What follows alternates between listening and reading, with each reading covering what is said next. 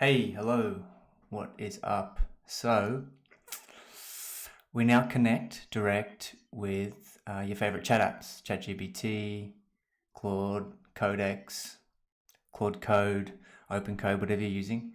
It's an MCP thing.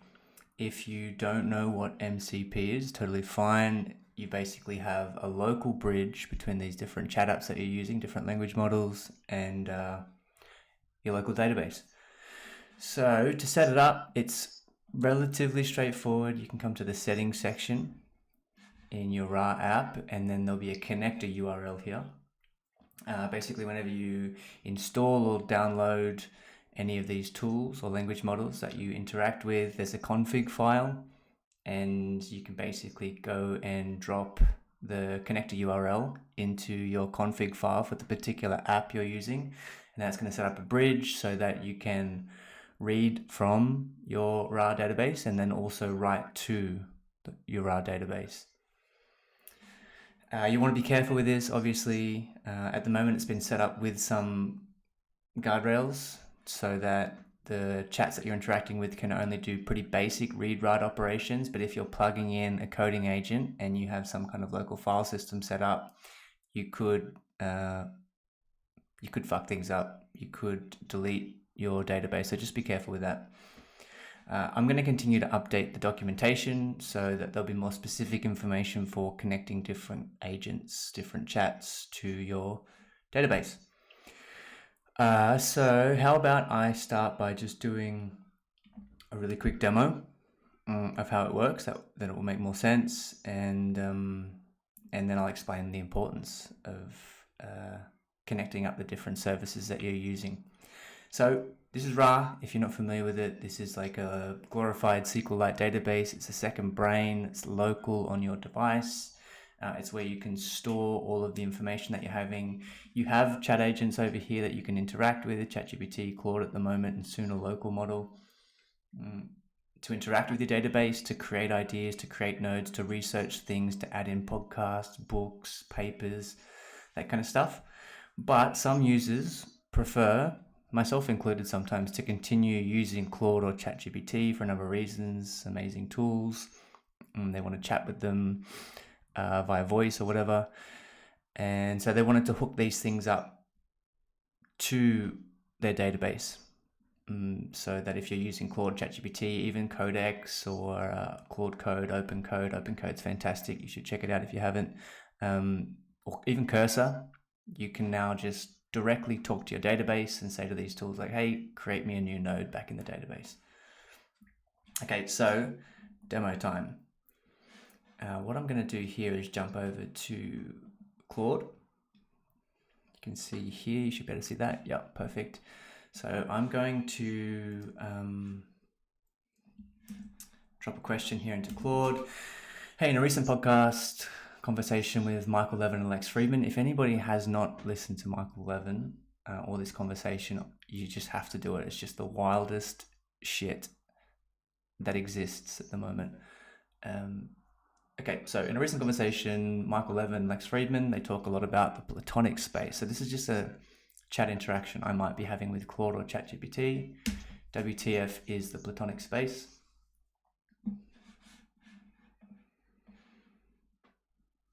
Okay, but if I'm having these really valuable interactions in Claude or ChatGPT, I want to make sure I'm doing something with them, and then kind of exporting them or storing them in my external database. So it's just giving me a response here.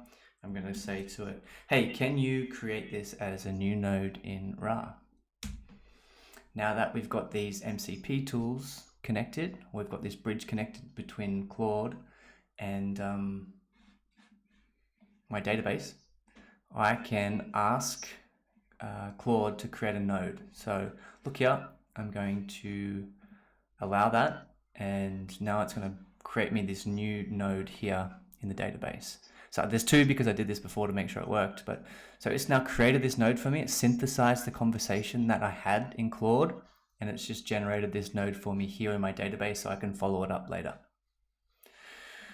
Right, so just to give you an idea of why and how I might do this, once I've now got this node here in my database, it's obviously something that I want to follow up, this platonic space idea. So I'm going to come over here to the chat. I'm going to use GPT and I'm going to say, integrate this node.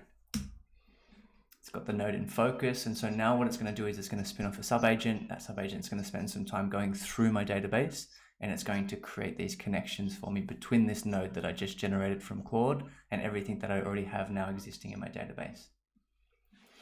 While that's happening, I'm going to grab the actual podcast here.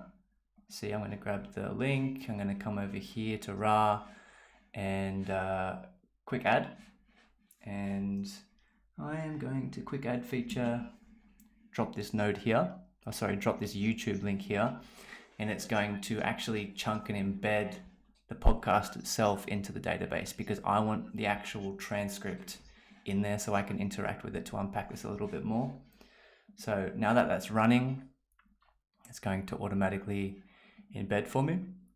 And then we can see over here that this agent, this sub-agent that spun off, is now spending some time going through the entire database, looking for nodes that are interesting or linked to what I've already done, and it's going to connect them up. So I did this just before. This probably takes like 5 minutes, depending on how big your database is and how deep you want to go. I can come back to the idea, and now we can see here that it's updated this node. It's made all of these connections. So it's connected Michael Levin, who exists as a separate node in the database. It's connected a bunch of different papers and podcasts that it thinks are related, Platonic patterns and new scientific paradigms, which I can click on to open up. And it's done that via this workflow here, or this separate agent that spun off. Okay, so that should give you an idea of what's possible. And now I guess I'll just spend a couple of minutes explaining why this is important, the why behind it. So I wrote a small-ish article. Let me find it. Externalize your thinking. So this is the gist of why this is important.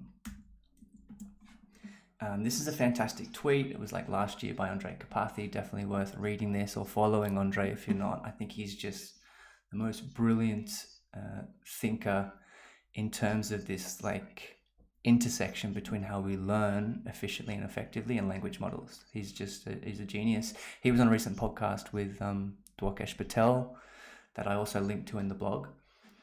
So in this tweet, which I thought was really good, he's basically talking about this idea. Well, this is my interpretation. It's like we're in this time of peak passive consumption trap. And what I mean by that is there's so much information available on the internet. Language models are fantastic research assistants, but they also make it really easy to fall into this illusion of learning. You actually think that you're learning, but you're not fucking learning anything. What Andre calls is the shortification of learning. So I've said here that pseudo-learning, or even worse, it's kind of like LLM-induced cognitive rot. Okay, that's because to actually learn, this is easier said than done, but to learn, you need to have some form of externalization, which means you're taking the ideas and you're doing something with them. You're encoding, decoding, telling your friend over coffee, thinking about it more and more, compressing it into your own words. There's another blog in here that I wanted to share. Let me see if I can find it here. This one. So this is a really interesting new blog about continual learning and how it's related to memory and how we learn things.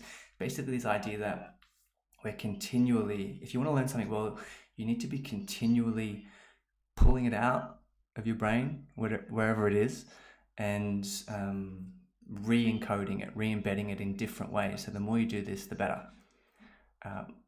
So my whole rant here is basically to say that I think in addition to performing this externalization, you're really shooting yourself in the foot if you don't have some external artifact, some second brain, some database. So there's many amazing systems that exist at the moment, processes to do this. Two of my favorites are building a second brain, and then also the Zettelkasten system. These are both fundamentally, this is my interpretation, about the externalization of ideas.